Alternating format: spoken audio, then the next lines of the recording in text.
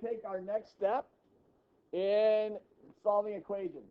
Last class we did addition and subtraction. Today we're going to do multiplication and division. Much of the process is the same. For those of you who actually showed your work last time, this should be a very easy transition for you. For those of you who chose not to show your work, today's a chance to redeem yourself. Okay? The process will be the same.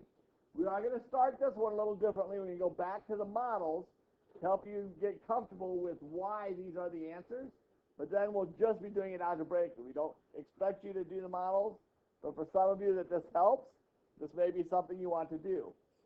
So we're going to do an equation, 3x equals 12, or 3 times x equals 12. So if I think about x as being the amount that's hidden inside each coffee cup, means I've got 3 coffee cups. Because remember when we multiply, and that's why our coefficient comes first, we say we have 3 groups of some number that is going to equal 12, correct? So these cups are my x's. How many do I have? 3 of them. Now knowing that what's inside of them is going to be an equal amount, and knowing that what's inside of them equals 12, I can go to those, and I can just start separating them back into the cups. So that goes to cup 1, cup 2, cup 3. They each have 1 now, right? So then I go back, 1, 2, 3, 1, 2, 3, 1, 2, 3. So now I have the same amount in every cup. How much was in each cup? 4. So my x equals 4. Does that make sense? Who said no? Is that you, Manny? So which part did you get? Do you see that I have 3 cups? That's my 3x. Do you see I have 12 total inside of those cups? Because that's what it equals. Do you see that I had to make sure I distributed evenly to each of the 3 cups? And once I did that, there were 4 in each cup. See it now? Okay. But that's just an example. We're going to let you guys work with that model. We'll let you work as a table. Set these up. Here are your equations. The first side is going to be your x's. The second side is what's on the other side of the equal sign. Go ahead and work out those models. And then we'll come back to show you what. Okay. On this one, you should have gone fairly simply. 4x, I just do boxes when I'm doing these models. To me, it makes it easier. On the other side, I do circles to represent the 8. So I have 4 boxes, 1, 2, 3, 4. So I'm going to sort them into their boxes, 1, 2, 3, 4. 1, 2, 3, 4. How many ended up going in each box? 2. So my x equals 2. Pretty easy, right? Here I have 3 x's. So 1, 2, 3. On the other side, I've got 9 marbles. So I go 1, 2, 3, 1, 2, 3, 1, 2, 3. That means I ended up with 3 in each cup. So my x equaled 3. Our next one, now I have 7 boxes. Here's where the models start to get a little unruly.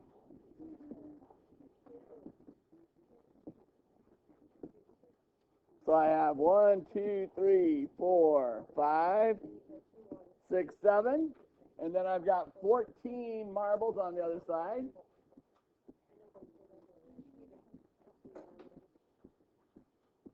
And I start distributing. 1, 2, 3, 4, 5, 6, 7.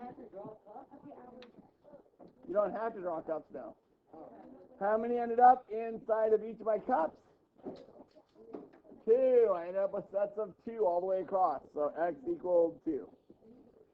So from the modeling perspective, do you guys see what's going on? Does that help you understand in the equation what's happening? Well, literally, that's all I'm talking about. I've got 7 amount of subgroups, so I find out it's 2 groups. 3 groups of 3, 4 groups of 2. Okay? Now, that being said, let's take a look at the next page. Okay? Now, we have not really done the model as much with you guys, so instead of making you do this by yourself, we're going to talk you through the model piece. The model piece isn't that hard.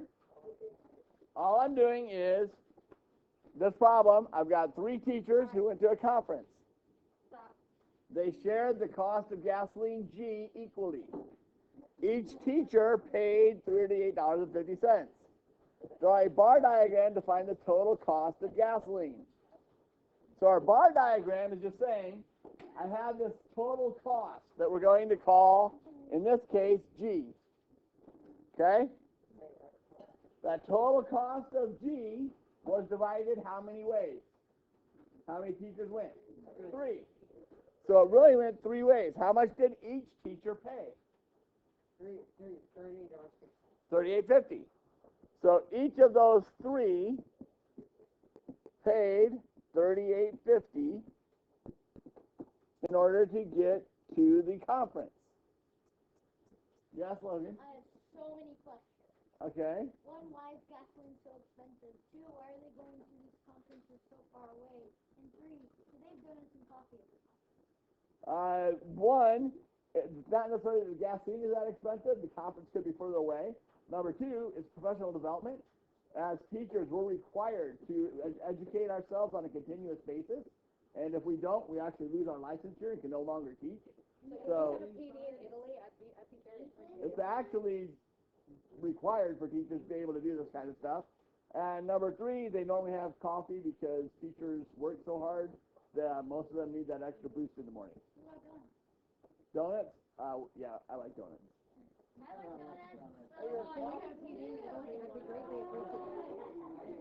Thank you. I know. I'm jealous. Guys, now the part we didn't do is the number line.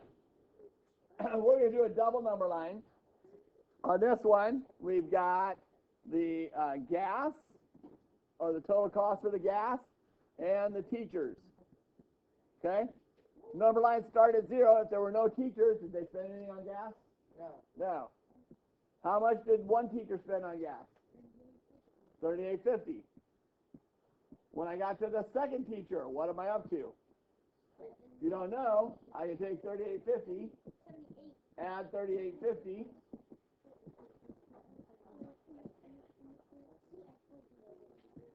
Oops. Got to carry one. $77. If I get to 3 teachers, I add another $38.50.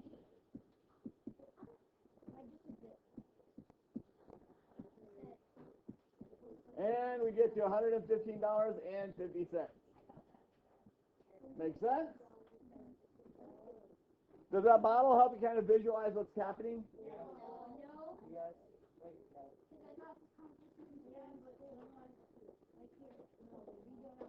Okay. Let's try another one then, see if this helps. Sylvia has completed 8 math exercises E. This is 1/4 of the assignment. How many exercises were assigned? There's our question. So our entire thing is, actually, I've been doing this wrong. That's why I was having issues. So my whole thing is actually the assignment. Or, The problem is worded incorrectly. yeah, it is. That last class, but then I forgot. It is. My exercises is actually 8. And the whole assignment, 1/4 of the exercises was 8.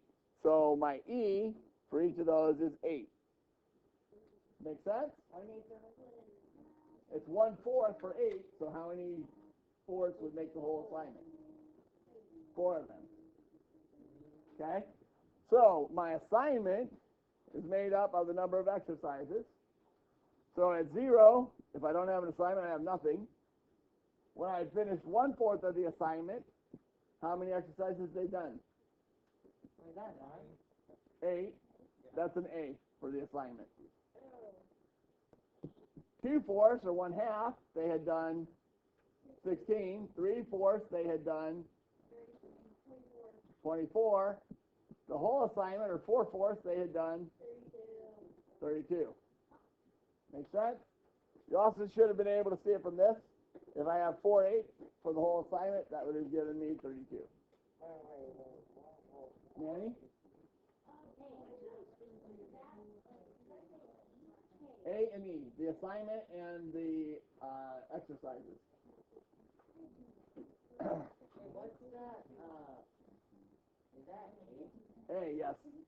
A for assignment. So I'll rewrite that. I should have put it here. A equals assignment. Then my A would make more sense.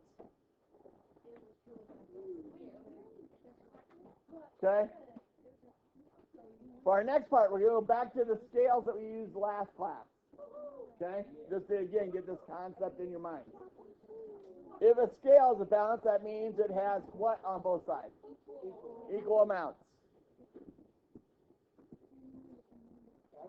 So we can think of the center, our fulcrum right here, as being our equal sign, just like we had last time.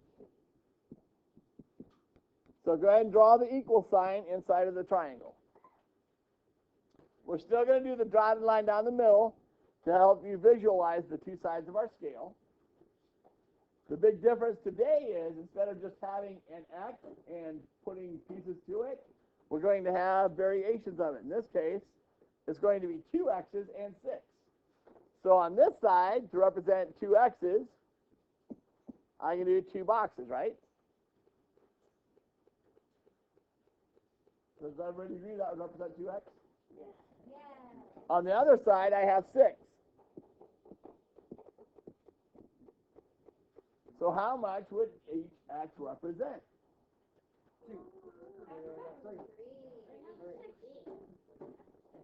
2 X's is 6, so 1 X would be.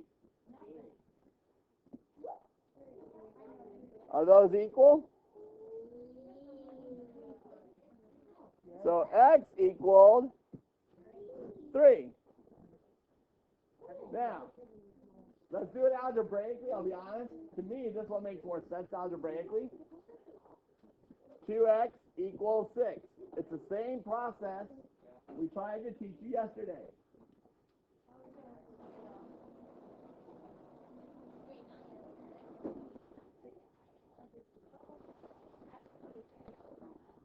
Okay, circle our variable, draw the line through the equal. What number is with my variable, Logan? What number is the variable? What number is with my variable? 1. Oh, 2. I thought we were, Are you looking at the same problem I am? I was looking at the one below that. Oh, you weren't paying attention. Okay. No, I was doing the one. So, Yeah. 2 is with it. What's the operation if I write them side by side?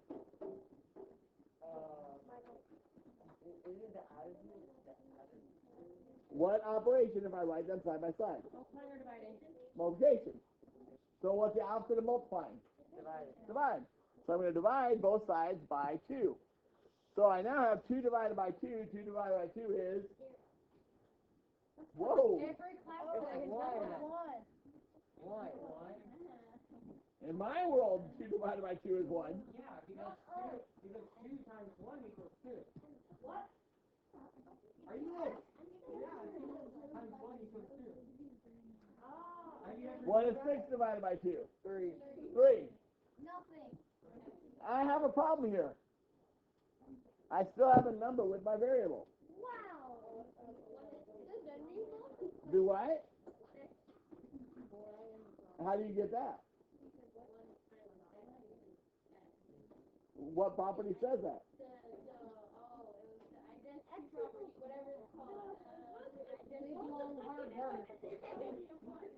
Thank you, Jacob. Way to Dale Bennett right on out there. Multiplicative. Identity.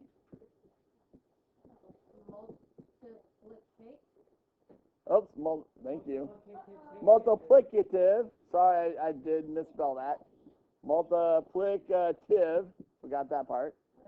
Identity.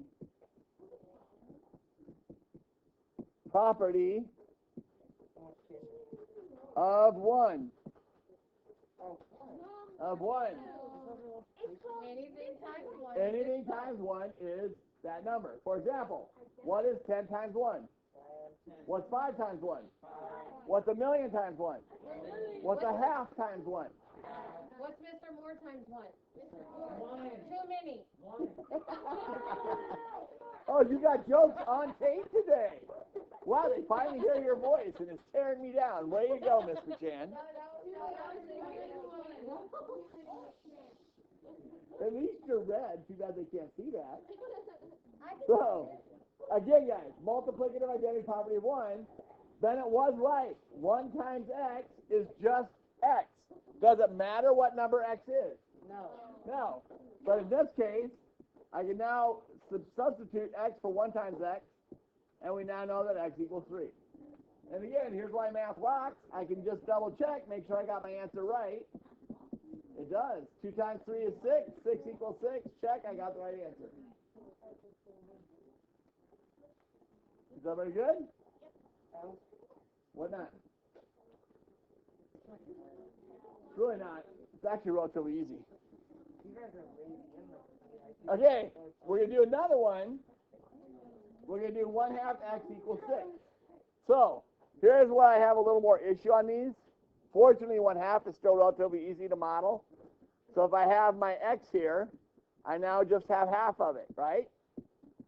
Oh, there's my line. Sorry, drew the wrong thing. On this side, I have 6.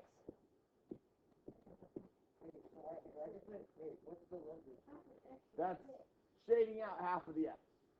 Because I only have 1/2 of x, right? From my equation. So if I have half of x is 6, what's the other half of x going to be? 0. If half of x is 6, how can the other half be 0? Wait, 12. If half of x is 6, how can the other half be nothing? That makes no sense.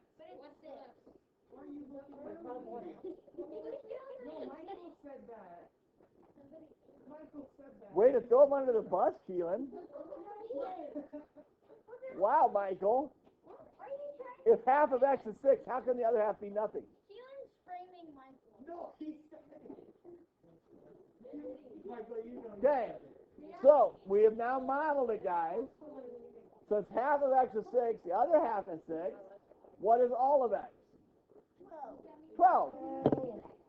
So x equals 12. Let's look at this from a standpoint of doing this algebraically. This is why it was so important for you guys to show your work on the last night's exercises. If you did it, today's work is really easy because it's the same thing. Here's my variable, I draw my line. What number is with my variable? 1/2. What if I write them side by side? That means I'm doing what? Don't lean in my chair. Multiplying. So the opposite of multiplying by 1/2 is dividing by 1/2. So I'm going to divide by 1/2. Anything I do to one side, I must do to the other. Division property of equality. I can divide both sides by the same number, and I get the same thing. 1/2 divided by 1/2 is just 1, because any number divided by itself is 1. So, wait. Now I have 6 divided by 1/2. How do I divide by fractions? Do I? No, divided by 1/2. How do I divide by a fraction? Is that it? Keep, change, flip. Do I need to do something in the whole number first? Yes, you have to put the 1 under. Have to put the 1 under the whole number, turn it into an improper fraction, and then we do our keep, change, flip. I multiply by the reciprocal. So I keep the first number, 6, multiply, flip. Change that 2 over 1. 6 times 2 is 12. 1 times 1 is 1. 12 divided by 1 is just 12. Did I get the same answer? Yes. Yes, x equals 12. Does that make sense? Okay. Now, quick question. Here's a thought question for you. One that Miss McShan sincerely appreciates. That's why she walked out of the room. What is the same and what is different between the example we did before and this problem now? In other words, what is the same between 2x equals 6 and, I'll erase this so you can see it, 1/2 x equals 6? What's the same? What do you see the same? Is that it? They both equal 6. Good. Any other similarities? No, they both equal 6. Logan? They both have They both have the variable. a variable. They have the same variable x. Okay? So what is different between them?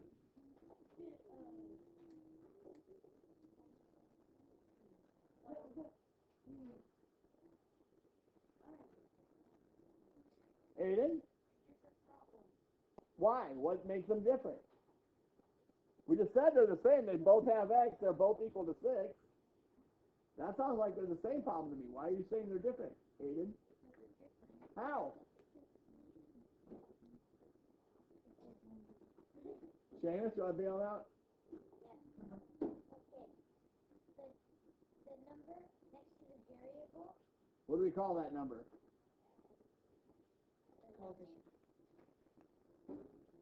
Jim? Coefficient, yes. So my coefficient is different, right? He's answering you. He says, do you think I'm stupid? And you said yes right after he said it. For the record, since you can't see me, no, I don't think Gabriel's stupid, even though it made it sound like that on the video. So, yes, Seamus. Our coefficient is different. On this one, I'm doing 2 of the x's. On this one, I'm only doing half of the x. That's why our answer is so different. On this one, it was 3. On the other one, it was 12. Make sense? Jacob? So the first one, x equals half of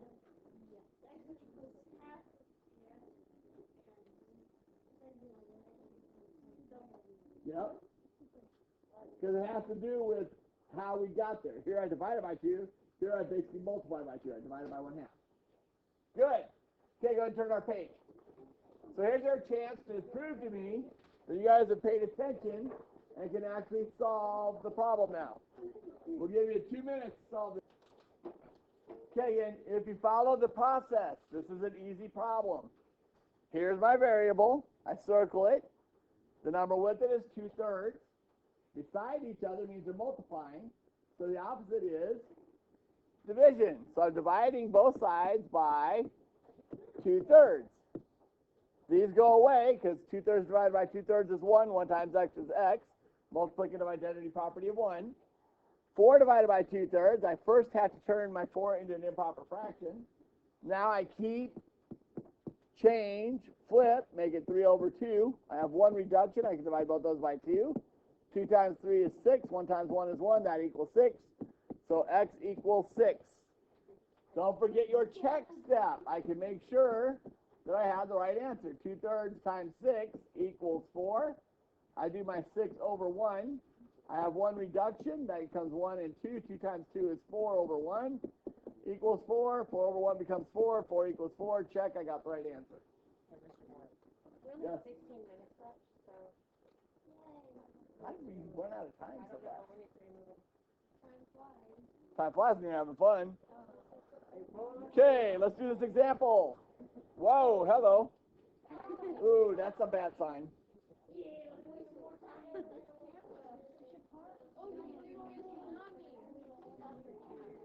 realize that they That's okay. Oh, did it complete? Oh, it completely X'd out. What the heck? It crashed. Guys, quiet please. I've not seen this before. The recording's still going, so I apologize for that crash. But I don't want to have to re-record this, so we're going to go with this. Okay, our next one, we're going to do x/2 equals 10. Again, I have my box of x. It's being divided into 2. My equal sign. On the other side, I have 10. No, it says x/2. Okay? So, if 1/2 of my x is 10, what's the other half that I haven't seen yet? Another 10. So how much is my x in total? Let's look at it from an algebraic perspective. x/2 equals 10. Here's my variable. What's the opposite of dividing by 2? Multiplying by 2. Okay? Again, because I'm doing fractions, I put it over 1. 2 divided by 2, those become 1. So I just have 1 times x, which equals x. On this side, I have 10 times 2. I don't need to put it over 1 on that side. Are you going too fast? I can't keep up. 20. Wait, is that a 2 over 1? Yes. Because I multiplied by 2, but now I have 2 fractions, right? So if I'm multiplying a fraction, I put whole numbers over 1. Correct? No, the 2 was there. It was x divided by 2. That's your problem. The opposite of dividing by 2 is multiplying by 2.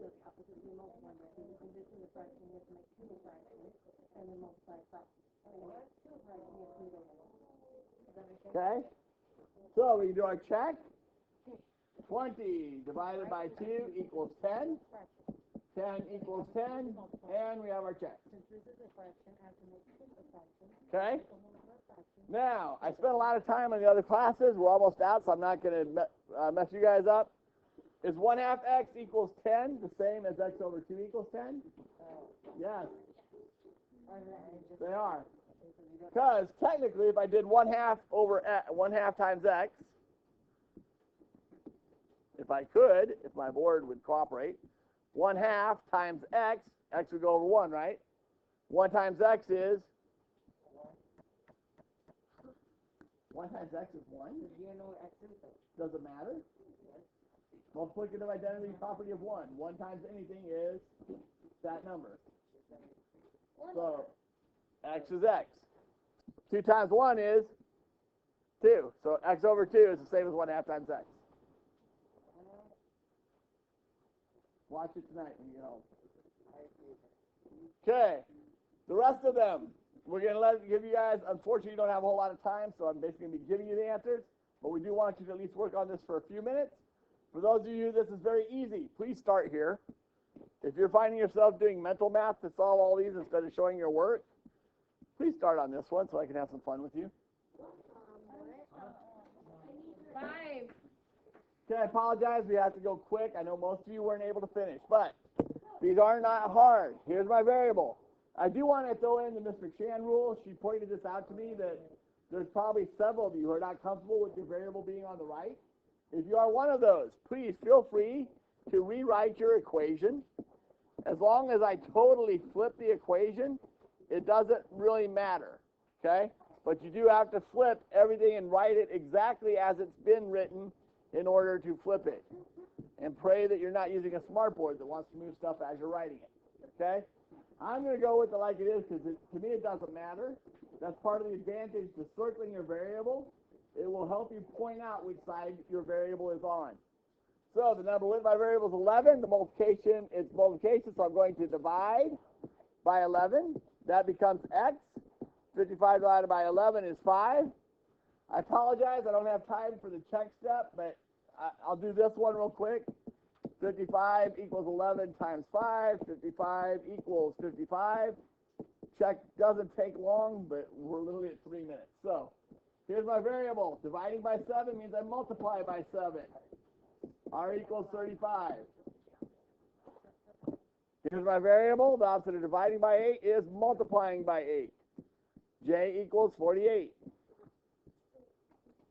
The opposite of multiplying by 35 is dividing by 35. This one is now a fraction that I need to simplify. I divide them both by 5, gives me 1/7. Okay? Here's my variable. The opposite of multiplying by 5/6 is dividing by 5/6. Those cross out, divide by 5/6. I don't divide fractions. Instead, I multiply by the reciprocal. So my 6's cancel out. I have 1/5.